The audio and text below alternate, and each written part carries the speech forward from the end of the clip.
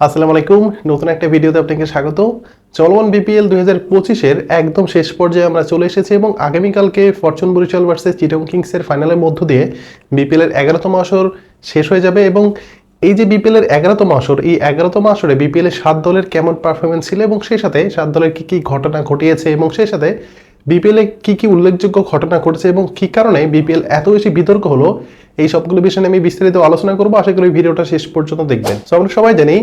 যে গত 14 October BPL এর ড্রাফট অনুষ্ঠিত হয় এবং এরপরে গত 30শে ডিসেম্বর থেকে বিপিএল এর 11তম আসর মাঠে করা এবং 4টা পর্বে বিপিএল মূলত হয়। প্রথম পর্ব ঢাকা, দ্বিতীয় পর্ব সিলেট, তৃতীয় পর্ব চট্টগ্রাম এবং চতুর্থ পর্বের যে খেলাটা এখন হচ্ছে ঢাকা পর্বে। এই টোটাল 4টা পর্বে বিপিএল এর যে ম্যাচগুলো সেই ম্যাচগুলো অনুষ্ঠিত হয় এবং বিপিএল এর 7 দলের পারফরমেন্স কেমন ছিল এটা যদি আমি বলি তাহলে সবার নিচে পয়েন্ট টেবিলে যে আছে যে দলটা, সেই দলটা হচ্ছে সিলেট টাইগার্স। এবং সিলেট টাইগার্স নিয়ে যদি আমি সর্বপ্রথম কথা বলি তাহলে বিপিএল এর শুরুতে অর্থাৎ যখন ড্রাফট হবে তার আগে বিপিএল এর দল সিলেট টাইগার্সকে নিয়ে কিন্তু একটা বিতর্ক কিন্তু সামনে চলে আসে যে সিলেট টাইগার্স এর মালিকানায় আসলে মাশরাফি বিন মুর্তজা থেকে শুরু করে যারা মালিকানায় ছিলেন তাদেরকে নিয়ে একটা বড় ধরনের কিন্তু একটা বিতর্ক সৃষ্টি হয় যে আসলে মাশরাফি বিন মুর্তজা সিলেট টাইগার্স এর এক অংশের মালিক তিনি আছেন কিনা এবং এটা নিয়ে মামলা পর্যন্ত হয়ে যায় এবং এরপরে মূলত মাশরাফি বিন মুর্তজার সিলেট টাইগার্স এর হয়ে খেলা নিয়ে একটা শঙ্কার জায়গা তৈরি হয় এবং শেষ পর্যন্ত মাশরাফি তিনি সিলেটের হয়ে খেলতে পারেন না। কিন্তু ওভারঅল সিলেট স্ট্রাইকার্সের দল যদি আপনি বিবেচনা করে দেখেন তাহলে আপনি প্রথমে দেখবেন যে সিলেট স্ট্রাইকার্সের যে প্লেয়ারগুলো ছিল এর মধ্যে আপনি রিস্টপের কথা বলেন বা আপনি যদি বলেন যে অ্যারেন জোনসের কথা বলেন, দেন জাস মুন্সির কথা বলেন বা আপনি যদি পল স্টার্লিং এর কথা বলেন, সামিউল্লাহ শিনওয়ারের কথা বলেন, এই সব বিদেশি প্লেয়ার সবাই কিন্তু অনেক ভালো মানের বিদেশি প্লেয়ার ছিল এবং সবারই কিন্তু একা হাতে ম্যাচ জেতানোর যে একটা ক্যাপাবিলিটি বা একটা অ্যাবিলিটি সেটা কিন্তু ছিল। এবং একই সাথে যে দেশি প্লেয়ারগুলো ছিল এর মধ্যে জাকির হাসান, জাকির আলী অনিক, তানজিম হাসান সাকিব থেকে শুরু করে রনি তালুকদার, আরিফুল হক, এরা সবাই মিলে সিলেট স্ট্রাইকার্স দলটাতে মোটামুটি ভালো একটা ইম্প্যাক্ট ফেলতে পেরেছে। কিন্তু সিলেট স্ট্রাইকার্স যতটুকু ভালো বা যে হাইপ নিয়ে শুরু করেছিল সেই হাইপটা তারা ধরে রাখতে কেন পারেনি এবং কি কারণে তাদের এই যে একটা ভরডেবি, এই ভরডেবির যে মেইন কারণ বিপিএল যখন শুরু হয় ঠিক তার আগে সিলেট স্ট্রাইকার্সকে নিয়ে যে কিছু বিতর্ক তৈরি হয়েছিল, যেমন মাশরাফির মালিকানায় একটা অংশ তার আছে এবং এটা নিয়ে মামলা হওয়া, একই সাথে মাশরাফি বিন মুর্তজা খেলবে কিনা এবং একই সাথে তাদের মালিকানায় যে একটা ঝামেলা ছিল, এরপরে মূলত সিলেট স্ট্রাইকার্সের যে দলের যে একটা প্ল্যান সেটা কিন্তু আসলে ভঙ্গুর হয়ে যায় এবং এরপরে মাঠের ক্রিকেটে তারা যখন ফেরে,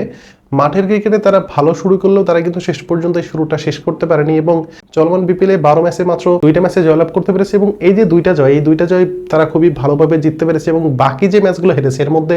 অনেক প্রশ্নবিদ্ধ আছে, যেমন চিটাগং কিংসের বিপক্ষে সিলেট টাইগার্সের যে ম্যাচ সেই ম্যাচ নিয়ে কিন্তু একটা প্রশ্নের জায়গা আছে এবং একই সাথে তারা কিছু ক্লোজ ম্যাচ হারার কারণে তারা কিন্তু আসলে বিপিএল থেকে সবার আগে ছিটকে পড়ে এবং তাদের যে একটা দলের অপরিকল্পিত কিছু সিদ্ধান্ত ছিল এবং সেই সাথে সিদ্ধান্তহীনতায় ভুক্ত, এই সব কিছু মিলে সিলেট টাইগার্সের দলটা কিন্তু চলমান বিপিএল খুব একটা ভালো করতে পারেনি। এবং একই সাথে আরিফুল হকের কথা যদি স্পেশালি আমি বলি তাহলে আরিফুল হক তিনি কতটুকু ভালো ক্যাপ্টেন্সি করতে পেরেছেন, একই সাথে সিলেট টাইগার্স দলের বিপক্ষে একটা ফিক্সিং এর অভিযোগ কিন্তু এই মুহূর্তে আছে এবং একই সাথে তাদের দলের যে একটা পেস বলার আলামিন হোসেন তার নামেও কিন্তু একটা ফিক্সিং এর অভিযোগ তার বিরুদ্ধে এই মুহূর্তে চলতেছে। সো সিলেট টাইগার্স বিপিএল এ খুব একটা ভালো পারফরমেন্স করতে পারেনি এবং প্রথম আসর অর্থাৎ 2022-23 যে বিপিএলটা হয়েছিল সেখানে সিলেট টাইগার্স ফাইনালে গিয়েছিল, এর পরের আসরে তারা অ্যাভারেজ একটা পারফরমেন্স করেছিল। ঠিক তারপরের আসরে তারা কিন্তু অর্থাৎ চলমান যে বিপিএল এর 11তম আসর সেখানে তারা খুব একটা ভালো পারফরমেন্স করতে পারেনি। এই হচ্ছে সিলেট টাইগার্স এর চলমান বিপিএল এর পারফরমেন্স। এরপরে আমি পয়েন্ট টেবিল অনুযায়ী যদি ঢাকা ক্যাপিটালস এর কথা বলি তাহলে ঢাকা ক্যাপিটালস তারাও কিন্তু অনেক বড় একটা হাইপ নিয়ে তাদের বিপিএল জার্নিটা শুরু করেছিল, যেমন সেখানে তাদের মালিকানায় ছিলেন শাকিব খান এবং তিনি যেভাবে হাইপটা তুলেছিলেন একই সাথে ঢাকাকে নিয়ে প্রতিটা ক্রিকেট ভক্তের মধ্যে একটা অন্যরকম জায়গার সৃষ্টি হয়েছিল, যেমনটা আমরা আইপিএল এ কলকাতা নাইট রাইডার্সের মালিকানায় দেখতে পাই শাহরুখ খানকে, ঠিক এরকম আমরা শাকিব খানকে হয়তো ঢাকা ক্যাপিটালসের মালিকানা দেখার পরে আমাদের মনেও একটা এই ধরনের একটা জায়গা তৈরি হয়েছিল এবং একই সাথে শাকিব খান সর্বপ্রথম ম্যাচ ঢাকা ক্যাপিটাল যখন মাঠে নামে সেই ম্যাচেও কিন্তু নিয়েছিলেন, কিন্তু দুর্ভাগ্যজনক সেই ম্যাচটা কিন্তু ঢাকা ক্যাপিটালস জিততে পারেনি। এরপরে শাকিব খানকে মূলত আর কোনো ম্যাচে দেখা যায়নি, একদম শেষ ম্যাচে তিনি কিন্তু মাঠে বসে খেলা দেখেছেন এবং দল হেরেছে তারপরেও তিনি কিন্তু দলকে সাপোর্ট করেছেন। একই সাথে ঢাকা ক্যাপিটালসের প্লেয়ার সিলেকশন নিয়ে কিন্তু বড় ধরনের একটা গ্যাফলিত ছিল, কারণ তাদের যে ড্রাফটের টেবিলে একজন ক্রিকেট বিশেষজ্ঞ নিয়ে বসার কথা সেটা কিন্তু তারা বসতে পারেনি এবং এরপরে মূলত তারা খুব একটা ভালো যে প্লেয়ার সিলেকশন করতে পেরেছিলেন এবং একই সাথে তাদের দলে 8 থেকে 9 জন ওপেনার ছিলেন, মিডল অর্ডার ছিলেন, কিন্তু তাদের দলের কোনো স্পিনার ছিল না, ভালো কোনো পেসার ছিল না। সবকিছু মিলায় প্রথমবারের মতো বিপিএল এসেছিলেন খুব একটা বিতর্ক তাদের বিরুদ্ধে হয়নি, যেমনটা অন্যান্য দলের বিপক্ষে যেভাবে বেতন নিয়ে একটা বিতর্ক, একই সাথে ফ্রাঞ্চাইজি মালিক নিয়ে বিতর্ক এবং ফিক্সিং কাণ্ডে ঢাকা ক্যাপিটালস একটু হলে কিন্তু জড়িত আছে। এর মধ্যে স্পেসিফিক যদি আমি বলি তাহলে আলাউদ্দিন বাবু এবং একই সাথে আমির হামজাকে নিয়ে কিন্তু স্পেশালি একটা ফিক্সিং এর অভিযোগ এই মুহূর্তে আছে। সো ঢাকা ক্যাপিটালস তারা অ্যাভারেজ একটা টুর্নামেন্ট খেলেছে এবং চলমান বিপিএল এ তারা 12 ম্যাচে 3টি ম্যাচে জয়লাভ করতে পেরেছে। খুব একটা খারাপ যে করেছে তা কিন্তু না। তাদের দলে তানজিদ হাসান তামিম, একই সাথে লিটন কুমার দাস, তিশরা পেরেরা, তারা কিন্তু ব্যাট হাতে অনেকটাই উজ্জ্বল ছিল। একই সাথে তাদের দলে মোস্তাফিজুর রহমান, তিনি কিন্তু খুব একটা ভালো দামের বিচারটা করতে পারেনি এবং সুবিচার করতে পারেনি। সো এই ছিল ঢাকা ক্যাপিটালসের তাদের বিপিএল এর পারফরমেন্স। এরপরে আমি যদি পয়েন্ট টেবিল অনুযায়ী দুর্বারাসের কথা বলি, তাহলে চলমান বিপিএল এর সবচেয়ে বিতর্কিত যে দল, সেই দলটা হচ্ছে দুর্বারাসী এবং এই দলটাকে ঘিরে মানুষের মধ্যে কিন্তু অনেক অন্যরকম একটা আবহাওয়ার জায়গা তৈরি হয়েছিল এবং দুর্বারাসী যে দলটা এবং রাজশাহী থেকে একটা ফ্রাঞ্চাইজি বিপিএল এ অংশগ্রহণ করবে সেটাও কিন্তু অনেক বছর পরে।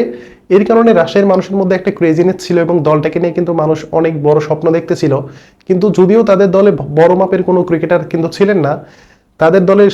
সবচেয়ে বড় ক্রিকেটার হচ্ছেন তাসকিন আহমেদ, এরপরে এনামুল হক বিজয় বা রায়ান বার্লের কথা বলেন বা আকবর আলীর কথা বলেন বা ইয়াসির আলী রাব্বির কথা বলেন,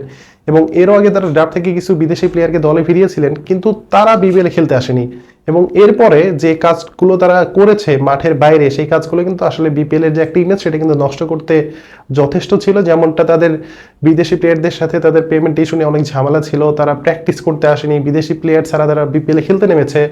একই সাথে তারা মাঠের যে ক্রিকেটটা সেটা কিন্তু আসলে ভালো ক্রিকেট খেলেছে। তারা অল্পের জন্য তারা শেষ চারে খেলতে পারেনি, কারণ তাদের নেগেটিভ রান রেট অনেক বেশি ছিল, যার কারণে তারা শেষ চারে খেলতে পারেনি। আর একটু যদি ফ্রান্সাইজি মালিক থেকে, অর্থাৎ মালিক পক্ষ থেকে যদি আর একটু সাহায্য সহযোগিতা করা হতো বা সাপোর্ট করা যেত, তাহলে দেখা যেত দুর্বারাসী তারা কিন্তু শেষ চারে খেলতে পারতো। এবং এই একটা দল ছিল যারা হচ্ছে ডাক হর্স হিসেবে খেলেছে, বা মানে আপনি যদি বলেন তাহলে আন্ডারডগ হিসেবে খেলেছে। যে কোনো দলকে যে কোনো দিন হারানোর সামর্থ্য কিন্তু তাদের ছিল, কারণ চলমান বিপিএল এ রংপুর রাইডার্সের মতো দলকে তারা 2বার হারিয়েছে। সো দুর্বারাসী যদি মালিক পক্ষ থেকে আর একটু সাপোর্ট পেত তাহলে কিন্তু এই রাজশাহী আজকে হয়তো প্লে অফে খেলতে পারতো বা ফাইনাল পর্যন্ত গেলেও আমি অবাক হইতাম না, কারণ তাদের দলে যে ইয়াংস্টার প্লেয়ারগুলো ছিল তারা কিন্তু মাঠের ভিতরে 120% দিয়ে তারা কিন্তু মাঠে লড়েছে, কিন্তু শেষ পর্যন্ত তারা কিন্তু টুর্নামেন্ট থেকে বিদায় নিয়েছে। এবং এরপরেও তাদের সামনে যে বিতর্কগুলো ছিল, অর্থাৎ তাদের প্লেয়ারদের ফিক্সিং ইস্যু থেকে শুরু করে বা তাদের প্লেয়ারদের বেতন কাঠামো এবং একই সাথে তাদের যে কিছু প্লেয়ার সিলেকশন ছিল, এখানে এর মধ্যে একটু সাপোর্ট পেলে হয়তো দুর্বারাসী আরো একটু ভালো খেলতে পারতো। এবং টুর্নামেন্ট থেকে তারা কিন্তু বিদায় নিয়েছে এবং বিদায় নেওয়ার পরে কিন্তু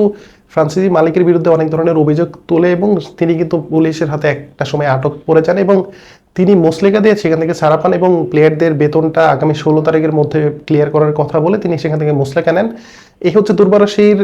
পারফরমেন্স। এরপরে আমি যদি খুলনা টাইগার্সের কথা বলি, তাহলে খুলনা টাইগার্স প্রত্যেকটা বছর, অর্থাৎ গত 4-5টা বছর ধরে তারা বিপিএল অংশগ্রহণ করে আসছে এবং যেভাবে তারা শুরু করেছিল এবং যেভাবে যে হাইপটা নিয়ে তারা শুরু করেছিল, শেষ পর্যন্ত মাঝপথে এসে তারা কিন্তু খুব একটা হাইপ ধরে রাখতে পারেনি, কিন্তু শেষ পর্যন্ত তারা ব্যাক টু ব্যাক 3টে ম্যাচ জয়লাভ করে তারা শেষ 4 কোয়ালিফাই করে এবং মোটামুটি বলতে গেলে রাজশাহীর সাথে তাদের নেট রান রেটের একটা ব্যবধানের কারণে তারা শেষ 4 খেলতে পারে। এবং এরপরে রংপুর রাইডার্সকে তারা যেভাবে উড়িয়ে দিয়েছিল এলিমিনেটর ম্যাচে এবং শেষ পর্যন্ত তার সেকেন্ড কোয়ালিফায়ারে একদম লাস্ট বলে এসে হারা, একই সাথে তাদের দলের মধ্যে প্লেয়ারদের বন্ডিং থেকে শুরু করে প্লেয়ার সিলেকশন সবকিছুই ভালো ছিল, ম্যানেজমেন্ট ভালো ছিল, তাদের কোচ সিলেকশন ভালো ছিল, সবকিছু দুর্দান্ত ছিল, কিন্তু মাঠের ক্রিকেটে খেলতে গেলে আসলে পারফরমেন্স করলেই হয় না, তাদের সাথে ভাগ্যটা অনেক বেশি সাথে থাকা লাগে। কারণ আমরা দেখেছি যে খুলনা টাইগার্স একমাত্র দল যাদের সাথে ভাগ্যটা খুব একটা সাথে ছিল না, যার কারণে তারা কিন্তু খুব একটা ভালো পারফরমেন্স করতে পারেনি। এরপর যদি আমি রংপুর রাইডার্সের কথা বলি, তাহলে রংপুর রাইডার্স চলমান বিপিএল এ সবচেয়ে বেশি হাইপ তুলেছিল, অনেকগুলো বিদেশি প্লেয়ার ছিল সেখানে, সাদিকুল আতাল থেকে শুরু করে লাল্লা গাজানফার থেকে শুরু করে অনেক নামি দামি বিদেশি প্লেয়ারগুলো কিন্তু তারা নিয়ে এসেছিল এবং শেষ পর্যন্ত এলিমিনেটর ম্যাচের জন্য মাত্র একটা ম্যাচ খেলানোর জন্য তারা কিন্তু প্রায় 1.25 কোটি টাকা খরচ করে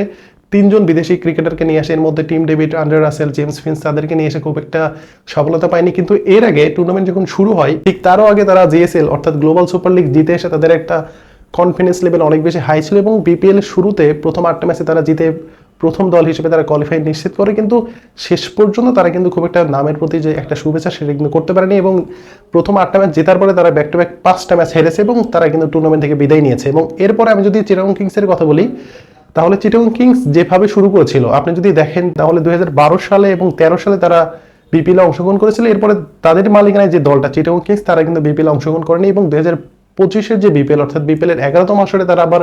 ব্যাক করে এবং তাদের যে হোস্ট ইয়াশা সাগর, একে নিয়ে কিন্তু অনেক ধরনের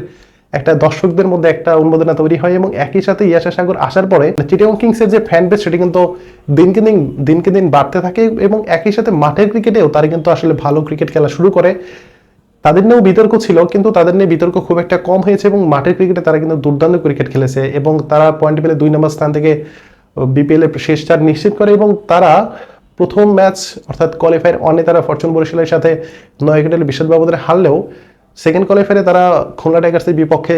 2 উইকেটের ব্যবধানে তারা ম্যাচটা জয়লাভ করে এবং শেষ বলে 4 মেরে আলিস আল ইসলাম ম্যাচটা যেভাবে জিতিয়েছিল। সো এরপরে মূলত বলা যেতে পারে যে ফাইনালের মতো ফাইনাল দেখতে হলে হয়তো চিটাগং কিংসের মতো দলকে দরকার ছিল এবং একটা দলগত পারফরমেন্স এখানে ছিল। আপনি দেখবেন যে বিভিন্ন ম্যাচে বিভিন্ন জন পারফর্ম করে গেছেন, শুধুমাত্র একজনের উপর ডিপেন্ডেন্ট তারা কখনোই ছিলেন না এবং তাদের সবচেয়ে শক্তির জায়গা ছিল হচ্ছে তাদের বোলিং লাইন আপটা। সেখানে আলিস আল ইসলাম, খালেদ আহমেদ, শরীফুল ইসলাম, বিনুর ফার্নান্দেজ থেকে শুরু করে সবাই কিন্তু মোটামুটি ভালো বল করেছে এবং একই সাথে তাদের দলে কিছু বিতর্ক ছিল, যেমনটা পেমেন্টের কথা আমি আগেই বললাম। সেখানে তারা পারভেজ হোসেন ইমন, হায়দার আলী, খাজান আফে এবং একই সাথে তাদের দলের যে